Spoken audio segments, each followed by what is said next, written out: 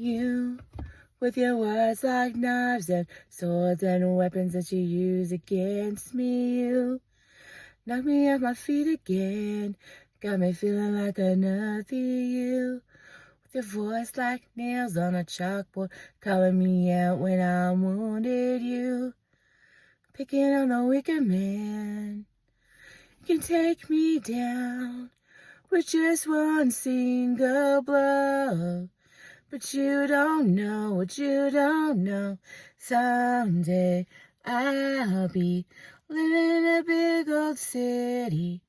All you're ever gonna be is mean. Someday I'll be big enough, but you'll keep hitting me. All you're ever gonna be is mean. Why you gotta be so mean? And a liar, and pathetic, and alone in life, and mean, and mean, and mean.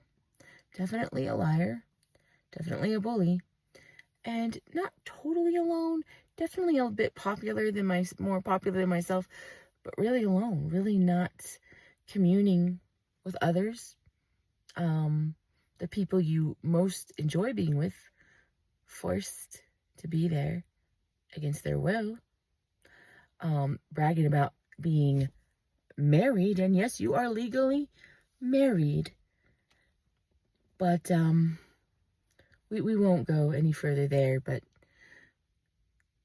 horrible to your own child, and for the longest time, horrible to all your children. Horrible enough to not just say, oh, that's your mother, don't talk about her that way.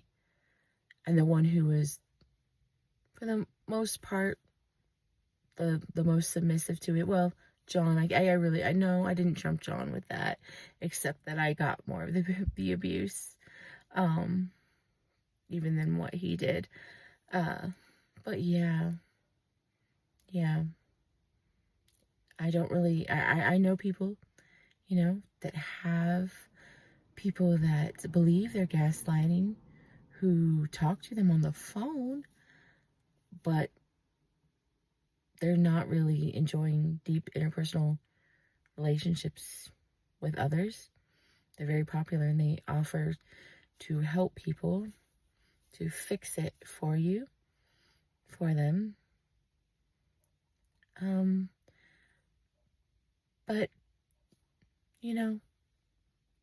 even if you mainly target only one person, the same person you've bullied, and it wasn't just me, you were god awful to your other children as well.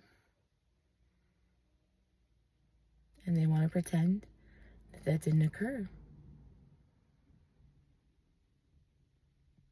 I'm actually mad that you didn't do it to the youngest in front of me. And I found out later, as much as how she turned out, because she needs help, to not stomp on others and not consider her position or her role to give her the authority to stomp on others or to lie, just as you lie. But the fact that you knew I would have put a stop to it if you were doing it to her in front of me. You were scared of me even then. You want to squash your own daughter like a bug. This is not about the past that I can't forgive. This is about someone who won't quit and who is in the wrong and who doesn't provide a happy home. There's not one child that you have truly provided a happy home to. Not your children, not your grandchildren. Now, they may be coming back, my siblings, now that they're free of you and you can't hurt them. And they may be cooperating most of them, with your gaslighting and enabling your continued abuse towards me and my children. Because they get to be the good guys who are honoring their parent and not suffering any of the evil that you're doing because you're not doing it to them. And it is hard to forgive. But really, all I want is my daughter back. And to, like, get the fuck away from you. And not worry about what happens to you, good or bad. And that's honestly how I feel. And you don't know how much it's been. You know, people that want to judge me, you don't know how much it's been.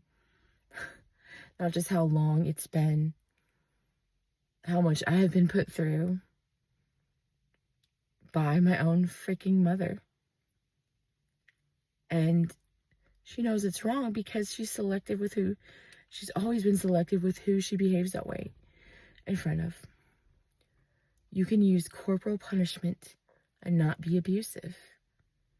You can even be physically abusive and not take it to the crazy psychological level beyond the physical abuse that my mother did and does and lies.